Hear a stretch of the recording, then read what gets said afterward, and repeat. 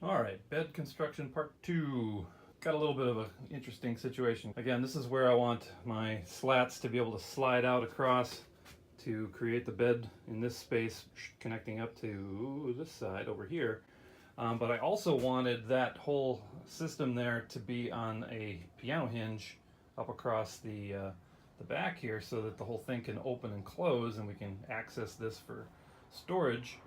The problem is where my length is just barely enough for my parts to extend from here across and go in, all the way to for them when, when they're in the closed position, they can only go so far, but they have to be the length long enough to be able to get over to here. So got a little bit of a interesting little ciphering to do. All right, well, I forgot to bring my tripod today, so improvising here, but I'm going to show real quick. I'm using the Craig jig, which I'm sure some of you are familiar with, but if you're not, it's a awesome little system to do pocket holes for joining things together. And I'm going to show you real quick how I'm going to do this part of my bed slat connections here. So check it out. All right, so I've got my fronts and backs figured out for my good sides here that I want to connect to. So I want to have going to create a joint right there in the corner.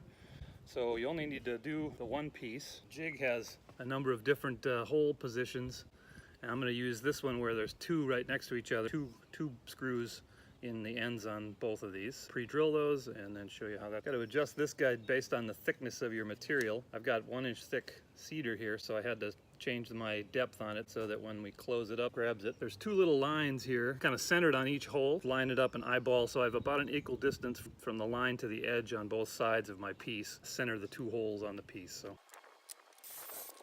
cedar's nice and soft, so it goes in pretty good. Clean out the hole. Whee.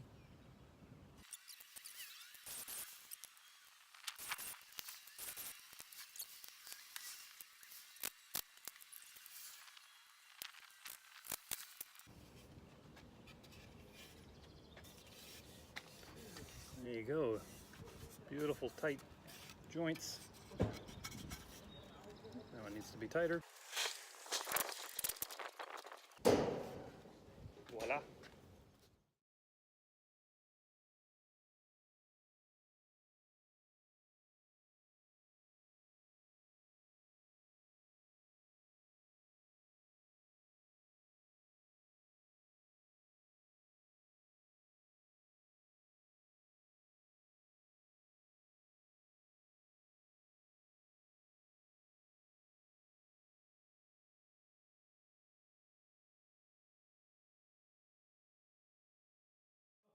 Got it figured out. Take a minute here to explain what I got, how I did it. Got two different sections that are operable. This part right here goes that way. That little section right there goes back in there. But that whole set in the back stays solid, or stays as is. Let's see if I can show this one. So,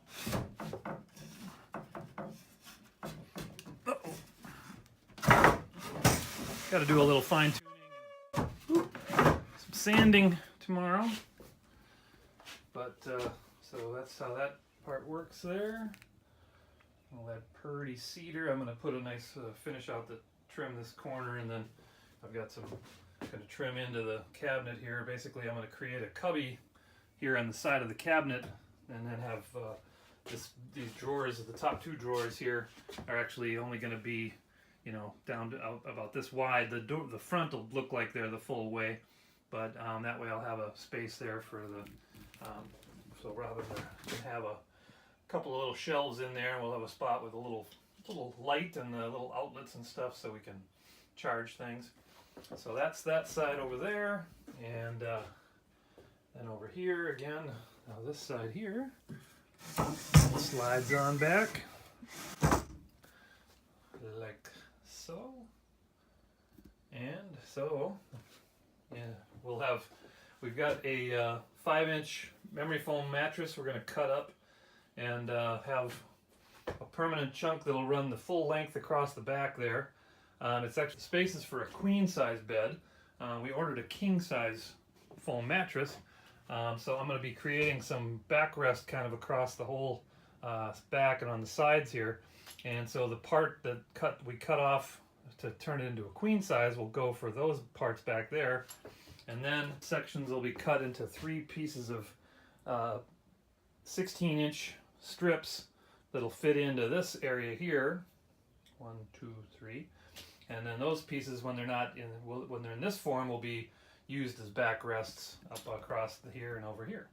And where this is going to get trimmed off as well, covering up the shades and everything, and create a backrest across the whole area there. So that way.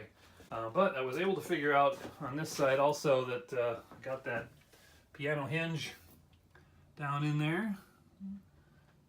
So that's gonna, and I had to basically just create a slat across the back on the bottom over there. Another one about midway. And then what I have is on the bottom, I put a small, let's see if I can get that here, a small piece across there. Let's see if I can see that. All right. That catches it from going further back under, but also catches the every other board here. So once it's closed up good, voila, I can lift the whole thing up and access underneath. It's one nice big storage area.